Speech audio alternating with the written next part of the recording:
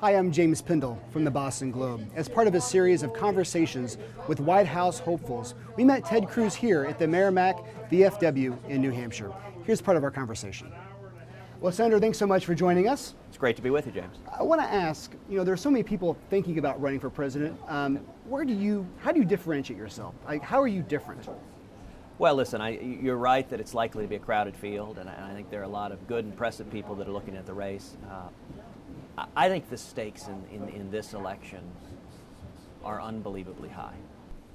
And if you look to the numbers, if you look to 2004, the last race we won, we compare it to 2008 and 12, by far the biggest difference are the millions of conservatives who showed up in 04, who stayed home in 08, and stayed home in 2012. And in my view, the central question, if Republicans are going to win in 2016, is how do we bring those millions of conservative, hardworking men and women who want to believe again in the miracle of America, how do we bring them back to the polls?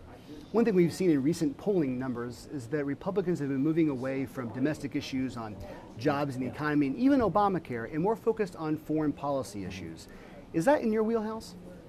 Well, I think there is no doubt that national security is going to be a major issue this election. And I would note historically that has tended to favor senators because the nature of serving in the Senate is you deal with the national security threats of this country. And that has been, in my time in the Senate, I have worked hard to lead the efforts to stand alongside our friend and ally, the nation of Israel, to lead the efforts standing up to stop Iran from getting nuclear weapons, to stand up and vigorously go after ISIS and defeat radical Islamic terrorism.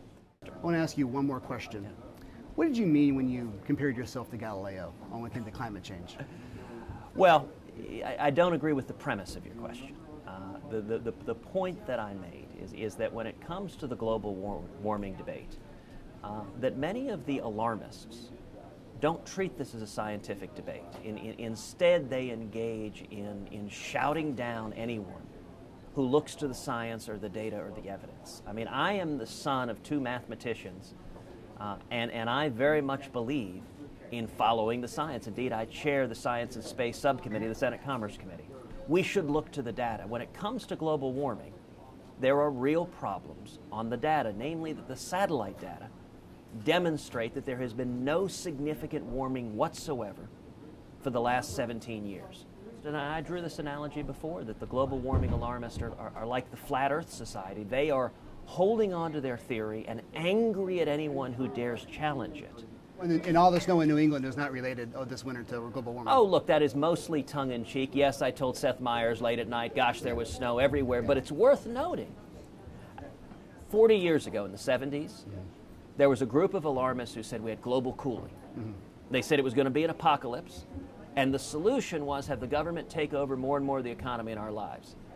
Then the data pretty conclusively disproved that. So then they shifted and said, okay, it's not global cooling, now it's global warming. And the solution again was the government taking over the economy in all of our lives. And then, now, when the data don't support global warming either, what have they shifted to? They've shifted to climate change. Climate change is in many ways the perfect pseudoscientific theory because it can never be disproven. Well, Senator, thanks for spending some time with us. Thank you.